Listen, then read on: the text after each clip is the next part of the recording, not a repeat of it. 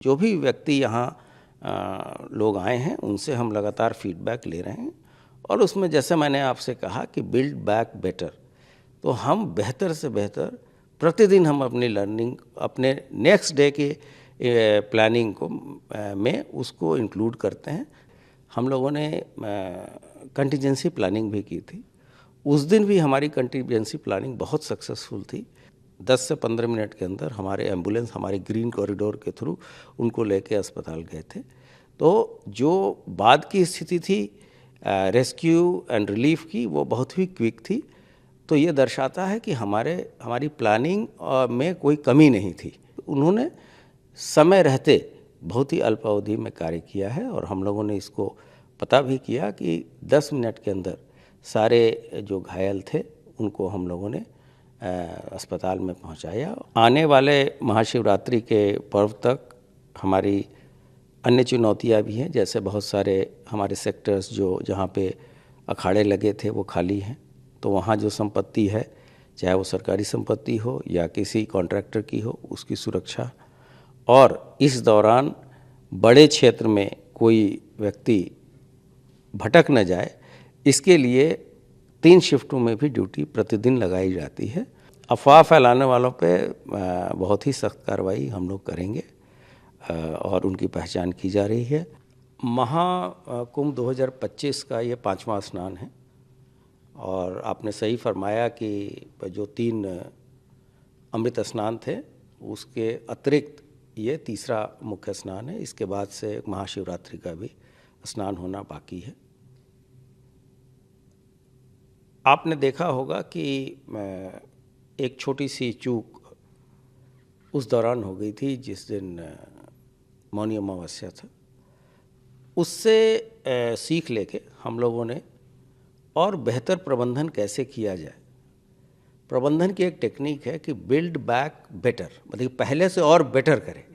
तो अगर कोई बात हुई है तो उसको हम एक अपॉर्चुनिटी के रूप में लें और जो कम्युनिटी को का फीडबैक इंक्लूड करके हम चीज़ों को और बेहतर बनाएं।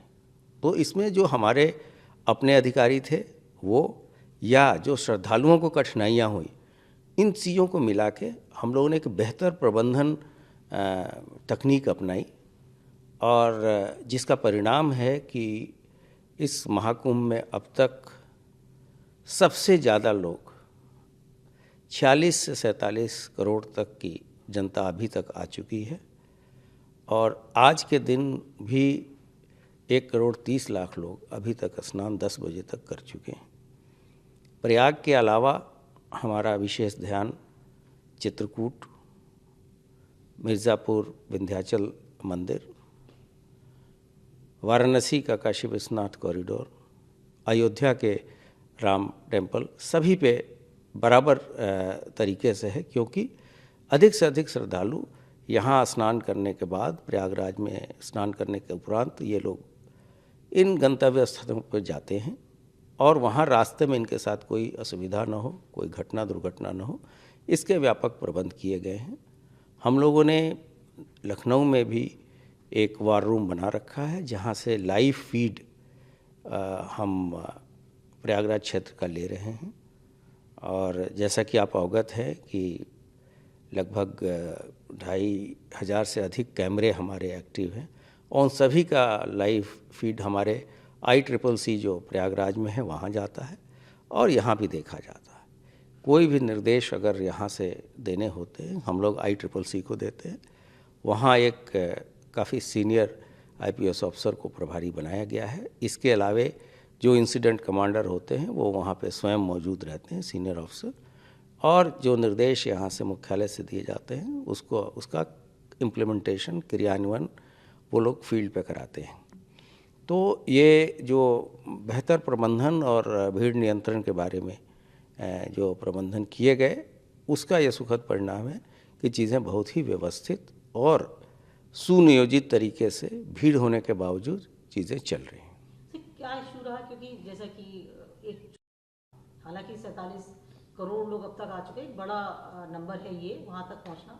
पुलिस ने उसको सीख के बाद आज का स्नान हो या अभी 26 तारीख का स्नान बाकी है, तो उसको लेकर के ये कहा गया कि बहुत से लोग फंसे रहे। आज की तारीख में भी सवाल ये उठ रहा है कि बॉर्डर सील हैं, लोग नहीं आ पा रहे हैं, लोगों को दिक्कतों का जिक्र किया गया, ऑपोजिशन हो, पार्लियामेंट हो, या हर जगह लोग इस पे चर्चा करते रहे।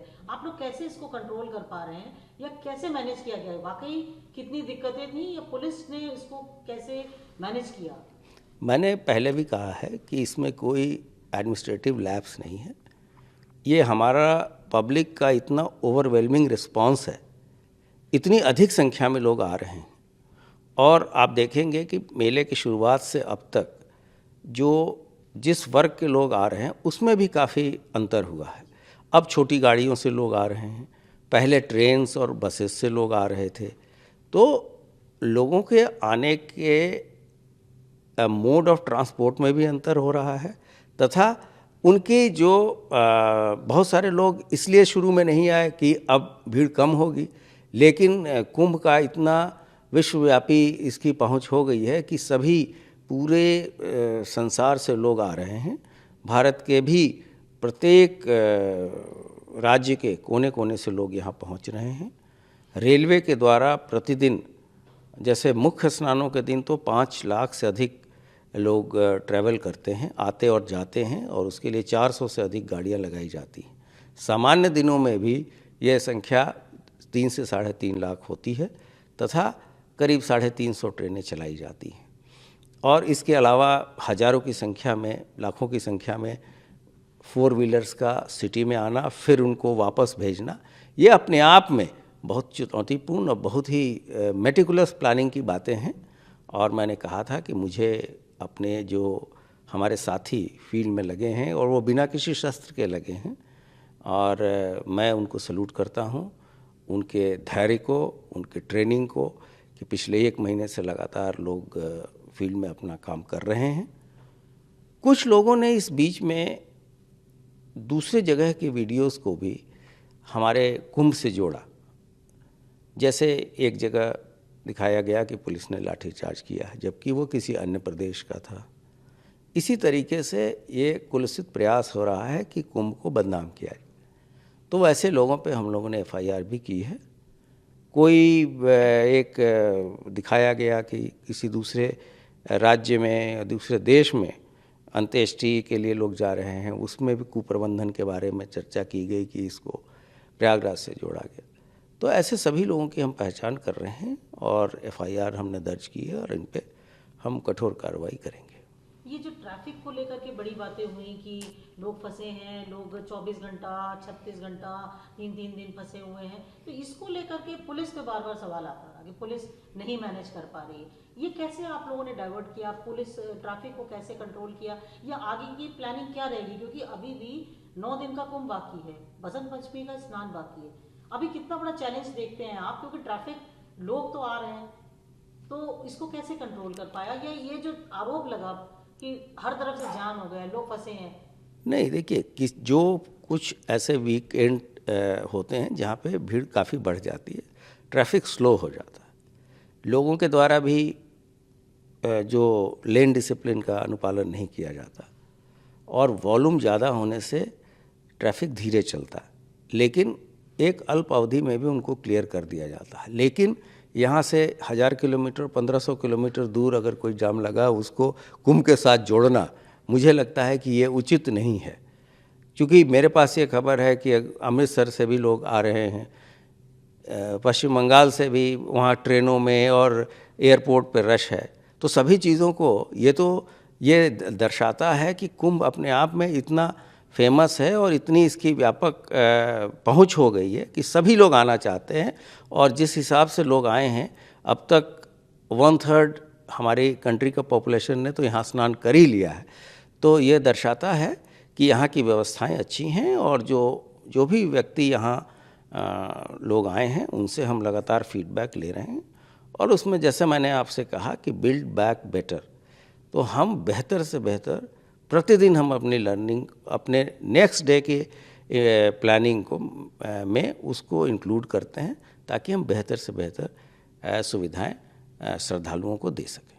हम ये कह सकते हैं कि जो एक अनफॉर्चुनेट इंसिडेंट हुआ, पुलिस के लिए जान, आप चाहे वो आदमी उतनी आपके लिए बराबर ही है, माने जो अगर कोई भी घटना अनफॉर्चुनेट हो जाती है, क्योंकि बीइंग अ पुलिस चीफ आप ज़्यादा रिस्पॉन्सिबिलिटी से या रिस्पॉन्सिबिलिटी से देखते हैं कि कोई घटना ना हो या कोई किसी के साथ अप्रिय घटना ना घटे।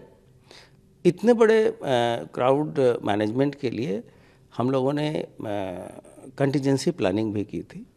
उस दिन भी हमारी कंटिजेंसी प्लानिंग बहुत सक्सेसफुल थी। जैसी घटना हुई सभी जो लोग इंजर्ड थे हम लोगों ने उनको तत्काल बहुत ही अल्प समय में 10 से 15 मिनट के अंदर हमारे एम्बुलेंस हमारे ग्रीन कॉरिडोर के थ्रू उनको लेके अस्पताल गए थे। तो जो बाद की स्थिति थी रेस्क्यू एंड रिलीफ की वो बहुत ही क्विक थी। तो ये दर्शाता है कि हमारी प्लानिंग में कोई कमी नहीं थी। घटना के बारे में न्यायिक आयोग गठन हो चुका है, इसमें गंभीरता से जांच होगी। अगर कोई उसमें दोषी पाया जाता है तो कार्रवाई भी की जाएगी। इतने बड़े प्रबंधन में जो सभी व्यवस्थाएं की गई थी, जैसे कि रेस्क्यू एंड रिलीफ की, ग्रीन कॉरिडोर बनाने की, एम्बुलेंस लगाने की, ये सभी चीज़ें लगी हुई थी और उन्होंने समय रहते बहुत ही अल्प अवधि में कार्य किया है। और हम लोगों ने इसको पता भी किया कि 10 मिनट के अंदर सारे जो घायल थे उनको हम लोगों ने अस्पताल में पहुंचाया और बहुत लोगों की जान पुलिस ने बचाई। इसके अतिरिक्त आपने देखा होगा कि किस तरीके से एनडीआरएफ और हमारे सिविल पुलिस के जवान बूढ़े वृद्ध बच्चों पे लगातार कैसी सेवाएं कर रहे हैं। लोगों ने अपने कंधे पे भी वृद्ध महिलाओं को उठाकर गंतव्य स्थानों तक पहुंचाया है और इसका प्रसारण भी आप लोगों के माध्यम से सभी जगह किया गया। हम कह सकते हैं एक भी जान अगर जाती है या किसी को भी क्षति हो, हाँ, वो तो देखिए किसी भी जगह अगर सामान्यतः भी जो कोई घटना होती है तो वो ये हमारा प्रयास होना चाहिए कि उस तरह की घटना न हो और जल्द से जल्द उसमें दोषियों पे कार्रवाई की जाए। ये जो दुष्प्रचार वाली आप बात कह रहे हैं कि कुंभ का दुष्प्रचार में भी कुछ लोग लगे हुए हैं, तो इसको कैसे कंट्रोल कर पा रहे हैं या कुछ आप रिक्वेस्ट करेंगे? क्योंकि पार्लियामेंट हो, मैं बार बार कह रही हूँ, पार्लियामेंट हो, ऑपोजिशन हो, वो लगातार या आम कुछ यूट्यूब्स पे भी हम देखते हैं, सोशल मीडिया पे भी देखते हैं कि लोग वीडियोस चला रहे हैं, कुछ अफवाह भी फैला रहे हैं। नहीं, हम लोगों ने एक तो फैक्ट चेक हैंडल हमारा कार्य कर रहा है। हम लोगों ने अपील भी की है और लोगों को हम एजुकेट भी करते हैं कि ये घटना यहाँ की नहीं है, तथा ऐसे मिस्चिफ मॉन्गर के विरुद्ध हम लोग FIR भी हम लोगों ने की है और कार्रवाई भी हम अवश्य इसमें करेंगे। क्योंकि सर अभी 26 फरवरी तक का मेला बाकी है, तो अभी समय है, तो आप क्या किस तरीके से सख्त कार्रवाई देंगे या पुलिस कितनी अलर्ट है कि कोई अफवाह न फैला पाए, कुंभ को लेकर दुष्प्रचार न करे, मतलब इसकी छवि को खराब करने का जो प्रयास में लोग लगे हैं वो न कर पाए? आने वाले महाशिवरात्रि के पर्व तक हमारी अन्य चुनौतियां भी हैं। जैसे बहुत सारे हमारे सेक्टर्स जहाँ पे अखाड़े लगे थे वो खाली हैं, तो वहाँ जो संपत्ति है, चाहे वो सरकारी संपत्ति हो या किसी कॉन्ट्रैक्टर की हो, उसकी सुरक्षा, और इस दौरान बड़े क्षेत्र में कोई व्यक्ति भटक न जाए, इसके लिए 3 शिफ्टों में भी ड्यूटी प्रतिदिन लगाई जाती है। और हमारे सभी साथी लगातार अंतिम दिन तक, जब तक कि कुंभ का लास्ट श्रद्धालु वहाँ से न चला जाए, हम वहाँ मौजूद रहेंगे और ये सुनिश्चित कराएंगे कि वहाँ किसी तरह की कोई अप्रिय घटना न हो। और ये अफवाह फैलाने वालों पर कितना सख्त रहेगी? क्योंकि अभी तो अफवाह फैलाने वालों पे बहुत ही सख्त कार्रवाई हम लोग करेंगे और उनकी पहचान की जा रही है और हम संबंधित सोशल मीडिया प्लेटफॉर्म से उनकी सारी डिटेल ले रहे हैं। हम ये कह सकते हैं कि जिस दिन पहले दिन से कुंभ शुरू हुआ था और 26 फरवरी तक आपके लिए वही भी पहला दिन होगा जिस दिन आखिरी दिन होगा? हाँ, हमारे लिए तो कुंभ शुरू होने के पहले और ख़त्म होने के बाद तक हम सभी चीज़ों पे सतर्क दृष्टि रखेंगे।